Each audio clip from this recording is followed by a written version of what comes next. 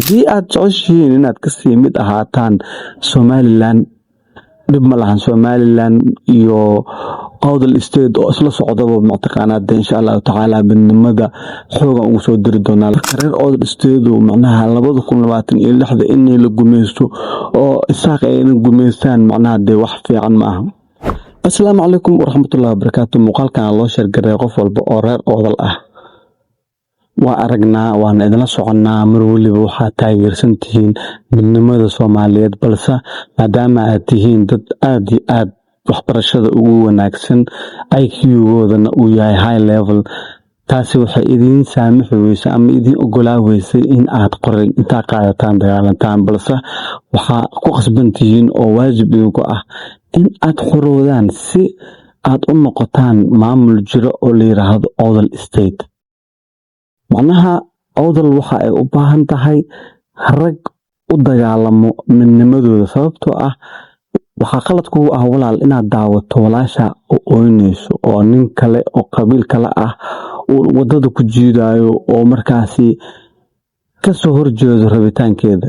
adiga waxa u nooshahay waa walaasha, waa hooyada, waa gabadhaada.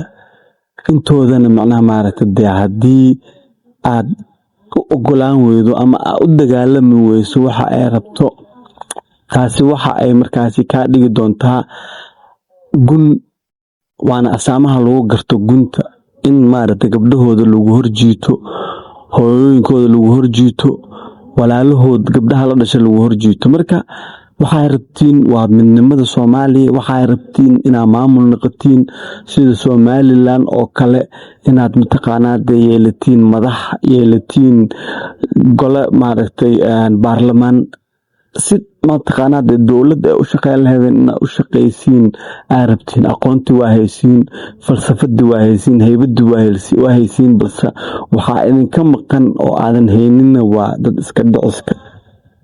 Soomaaliya macnaha maaragtay markii aad tahay qof Soomaali ah waxaa waajib kugu ah in aad leedahay dad iska dhicin.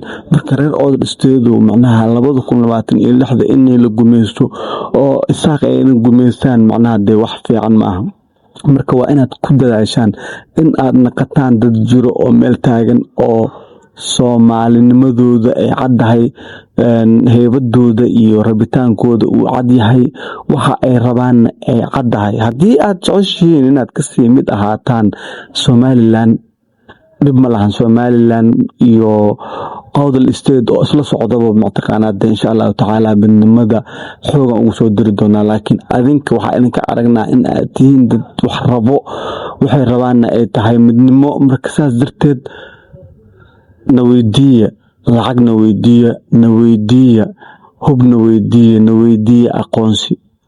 annagoo reer Muqdisho ah intaba diyaar idinla ah. dowladda hoose ee Soomaaliya ayaa diyaar idinla ah, laakiin waa inaad la imaadaan ficilkaas si aad u heshaan taageero. fanaaniintiina kulligood macnaha nimcaan iyo Safiitu Sumay intaba waxa ay markaasi jecel yihiin in ay noqdaan Awdal State. marka dadka yar oo la isticmaalo oo maaragtay horgalada ah waa inaad iska saartaan. waa in garab taaganahay habeen iyo maalinba, hil iyo hoo.